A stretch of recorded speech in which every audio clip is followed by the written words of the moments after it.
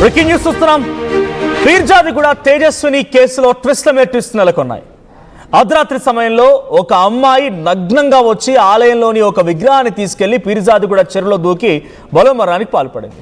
అయితే ఈ విషయాలపైన స్థానికులు, ఇరుగు పొరుగు వారు రకరకాల విషయాలు బయటికి తీసుకొస్తున్నారు, రకరకాల మాటలు చెప్తూ ఉన్నారు. సో మీడియా కూడా వెళ్తోంది, అక్కడ స్థానికుల మాటల్ని మాట్లాడించే ప్రయత్నం చేస్తోంది. అనేక రకాలుగా విషయాలు బయటికి జరుగుతూ ఉన్నాయి. అయితే ఇప్పుడు ఇక్కడ తల్లి ప్రవర్తన విషయానికి వస్తే, తల్లి ప్రవర్తన పైన స్థానికులు అనుమానం వ్యక్తం చేస్తున్నారు. తేజస్విని సొంత తల్లేనా అసలు ఆమె? ఇది స్థానికుల ఆరోపణ. తేజస్విని మరణం పైన పొంతనలేని మాటలు మాట్లాడుతుందంట ఆ తల్లి. ఇది స్థానికులు చెప్తున్న మాట. మాట్లాడేందుకు వెళ్ళిన వారిని, ఇరుగు పొరుగు వారిని, ఇంకా ఇతరాతర వ్యక్తులు ఎవరైతే వెళ్తారో వాళ్ళపైన ఆగ్రహానికి గురవుతున్న ఆ తల్లి, మీరెవరు అడగడానికి, కావాలంటే మీరు కూడా చావండి అని చెప్తోందట. Don't talk rubbish. ఇది ఆమె స్థానికుల పట్ల మాట్లాడుతున్న మాట, లేదు మీడియా మీద మాట్లాడుతున్న మాట. పీర్జాదిగూడలో అనుమానాస్పద స్థితిలోనే తేజస్విని మరణించింది. తల్లితో కలిసి నెల రోజులకు మాత్రమే ఉండడానికి ఒక రెంట్కి తీసుకుంది ఒక రూమ్ని. సో చెరువులో మృతదేహమై కనిపించినటువంటి ఆ అమ్మాయి తేజస్విని చనిపోవడానికి ముందు అర్ధరాత్రి నగ్నంగా పరిగెత్తింది. ఈ వీడియోలు ఇప్పుడు సోషల్ మీడియాని కుదిపేస్తున్నాయి. యువతి మృతితో స్థానికులు భయాందోళనకు గురవుతున్నారు. సో విజువల్స్ మనం చూడొచ్చు. ఇక్కడ యువకుడిని ముందుగా ఇంటి నుంచి ఓ అమ్మాయి నగ్నంగా వెంబడిస్తున్న విజువల్స్ మనం చూస్తూ ఉన్నాం. అంటే ఆ యువకుడు బయట నుంచి వచ్చాడు. ఆ అమ్మాయి సుమారుగా 2:28 సమయానికి అర్ధరాత్రి ఆ యువకుడిని వెంబడిస్తూ వచ్చింది. సో ఆ బయటికి రాగానే అలాగే పక్కనే ఒక 100 మీటర్ 200 మీటర్ల దూరంలో ఆలయం ఉంది, బీరప్ప దేవాలయం. అక్కడికి వెళ్ళిపోయి ఆలయం లోపల మెయిన్ గేట్ తెరిచే ప్రయత్నం చేసింది, అది ఓపెన్ కాలేదు. పక్కనటువంటి ఇంకో చిన్న ఆలయాన్ని ఓపెన్ చేసింది. అక్కడ ఆ గేట్ ఓపెన్ అవడంతో అందులో కాసేపుగా కూర్చుంది, మళ్ళీ బయటకు వచ్చింది. వచ్చే క్రమంలో ఆ విగ్రహంతో పాటుగా విగ్రహం పైన కప్పినటువంటి చీర, ఇక్కడ మీరు విజువల్ చూడొచ్చు. అమ్మవారి గుడిలో తేజస్విని కనిపించినటువంటి ఈ విజువల్లోనే మీకు కనిపిస్తుంది. అక్కడి వరకు వచ్చింది. ముందుగా మెయిన్ గేట్ తెరిచే ప్రయత్నం చేస్తుంది. ఆ మెయిన్ గేట్ తెరవకపోవడంతో, అది తెరుచుకోకపోవడంతో ఆ చిన్న పక్కనటువంటి ఆ చిన్న టెంపుల్లో ఆ అమ్మాయి కూర్చుండిపోయింది. ఆ తర్వాత అక్కడి నుంచి ఒక చీరతో, ఒక విగ్రహంతో బయటకు వచ్చేసింది.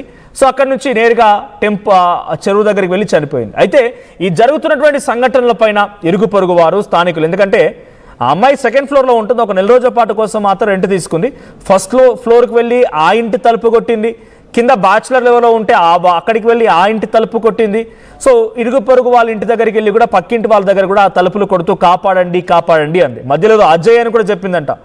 అజయ్ నన్ను ఏం చేయకు, నన్ను ఇబ్బంది పెట్టకని రకంగా మాట్లాడుకొచ్చిందంట. సో మరి అజయ్ ఎవరు? ఇల్లు తలుపులు కొట్టింది కాబట్టి డెఫినెట్గా చర్చ జరుగుతుంది.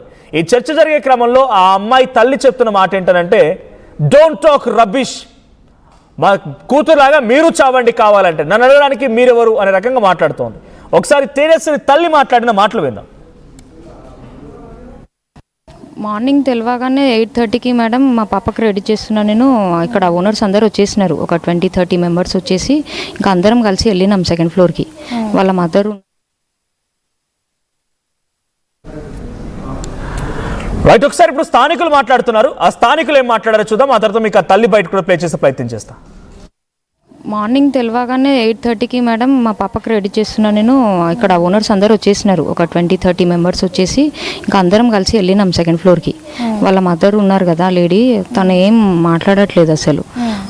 అప్పుడు కూడా పొంతన లేని ఆన్సర్సే ఇస్తుంది. అప్పుడు కూడా అడుగుతుంటే అప్పుడు కూడా రూడ్గా బిహేవ్ చేసింది. వెంటనే కిటికీ డిస్టర్బ్గా ఉన్నారనిపిస్తుందా? ఉండొచ్చు మేడం, ఉండొచ్చు. ఎందుకంటే ఆమె అసలు సమాధానం కూడా చాలా అసలు కరెక్ట్గా లేదు. అసలు ఆమె ఒక రకంగా మాట్లాడుతూ ఉన్నారు వాళ్ళ మదర్. మేడం మేము వెళ్ళినప్పుడు కూడా సరిగా రెస్పాండ్ అవ్వలేదు. అడుగుతుంటే ఇక్కడ ఓనర్స్ అందరు అడుగుతుంటే రెస్పాండ్ అవ్వలేదు. ఇంకా కోపంతో విండో వేసేసింది. మీకు ఎందుకండి, మా ఓనర్తో మేము మాట్లాడుకుంటాం అనేసి అన్నది. మీరు వెళ్ళి తీసుకురాకపోయిరా మా కూతుర్ని అని అన్నది. ఓకే, వీళ్ళు ఇప్పుడు మదర్ కానీ మొన్న వాళ్ళ ఫాదర్ కూడా వచ్చాడు అని తెలుస్తా ఉంది. వాళ్ళ ఫాదర్ని ఏమన్నా చూసారా మీరు? ఉన్నారండి, ఇక్కడే ఉన్నారు. ముగ్గురు ఉన్నారు, ఇక్కడే ఉన్నారు. ముగ్గురు ఉండి ఇదంతా అంటే ఈ ఇష్యూ జరిగినప్పుడు కూడా వాళ్ళ ఫాదర్ ఇక్కడే ఉన్నారు? లేరు మేడం, తను 1 month వాళ్ళు పేరెంట్స్ తల్లి కూతుర్లు ఉన్నారు కదా, ఫాదర్ లేరు ఇక్కడ. ఇద్దరే ఉండే లేడీస్, ఇద్దరు. తను చనిపోయినాక ఇన్ఫార్మ్ చేసినాక వచ్చిరేమో తెలియదు కానీ నిన్న మార్నింగ్ నుంచి వాళ్ళ ఫాదర్ కనిపిస్తున్నారు. వాళ్ళ ఫాదర్ ఇప్పుడు మదర్ ఫాదర్ ఇద్దరు ఉన్నారు. అంటే వాళ్ళ మదర్ కాదు, సొంత మదర్ కాదు అనే వార్తలు వినబడుతూ ఉన్నాయి, మీకు ఏమన్నా తెలుసా? అదే ఐడియా లేదు మేడం, మనకి చెప్పలేం కదా మేడం, మనకి తెలిసిన వరకు చెప్తాం అంతేగాని పర్సనల్ డీటెయిల్స్ అయితే మనకి ఎట్లా చెప్తాం మేడం. రెంట్కే ఉంటారు? మేము రెంట్కే ఉంటాం మేడం, 1.5 year నుంచి ఉంటున్నాం, మాది ఫ్యామిలీ. అంటే ఇప్పుడు అపార్ట్మెంట్లో చాలా వరకు ఫ్యామిలీస్ ఉంటున్నట్టున్నారు, ఇందులో రెంట్కుంటున్నట్టున్నారు, మళ్ళీ పైన మాత్రం ఎందుకు ఇలా యాప్ ద్వారా పెట్టారు వీళ్ళు? ఏమో మేడం, మేము వచ్చేసరికి అదంతా ఆఫీస్ అనే చెప్పినారు, డైలీ వస్తుంటారు, అంత డిస్టర్బెన్స్ కూడా మాకేం ఉండదు. మార్నింగ్ రైట్, ఇక్కడ మాట్లాడుతున్నటువంటి ఆ మాటలు చెప్పింది ఒక స్థానికురాలు. అంటే ఫస్ట్ ఫ్లోర్లో ఎవరైతే ముందుగా తేజస్విని బయటికి వచ్చి ఆ తలుపులు కొట్టిందో కాపాడండి అని చెప్పి ఆ ఇంటావిడ మాట్లాడుతుంది. తను కూడా రెంటే ఉంటారు, 7.5 కాలంగా అక్కడే ఉంటున్నారు. సో తన తల్లి దగ్గరికి వెళ్ళి ఏం జరిగిందని చెప్పి ఆరా తీసినప్పుడు ఇలా మాట్లాడింది, తన ప్రవర్తన సరిగ్గా లేదు, తనకు కూడా ఏదో తన మాట్లాడిన మాట చూస్తే అనుమానం వేస్తోందనే రకంగా స్థానికులు మాట్లాడుతున్నారు. సో దీంతో పాటుగా సిఐ కూడా మాట్లాడుకొచ్చారు, పోలీస్ అధికారి కూడా ఈ విషయం పైన ఆ తల్లి ప్రవర్తన పైన మాట్లాడుకొచ్చారు. సిఐ ఏం మాట్లాడారో చూద్దాం. తేజస్విని వయసు సుమారు 25 years ఉంటుంది. యాక్చువల్గా వీళ్ళ నేటి ఆఫ్ విజయనగరం బొబ్బిలి దగ్గర ఉంటారు. వీళ్ళ ఫాదరు విశాఖ స్టీల్ ఇండస్ట్రీలో ఎంప్లాయీ. వీళ్ళ మదరు ఫాదర్కు మధ్యలో మ్యాట్రిమోనియల్ ఇష్యూకి సంబంధించి కొన్ని గొడవలు ఉన్నాయి, దానివల్ల సపరేట్గా ఉంటున్నారు. అంతకుముందుకు ఈ అమ్మాయి ఏదైతే ఉందో తేజస్విని బెంగళూరులో సాఫ్ట్వేర్గా ఎంప్లాయీగా పనిచేయడం జరిగింది. ఆ తర్వాత కొన్ని కారణాల వల్ల ఆరోగ్యం బాగాలేకపోవడం వల్ల వైజాగ్ షిఫ్ట్ అయ్యారు. మళ్ళీ వాళ్ళ ఫాదర్తో నుండి గొడవలు పెట్టుకొని హైదరాబాద్ రావడం జరిగింది. కొన్ని రోజులు మన కుషాయిగూడ లిమిట్స్లోని కాప్రా ఏరియాలో ఉన్నారు.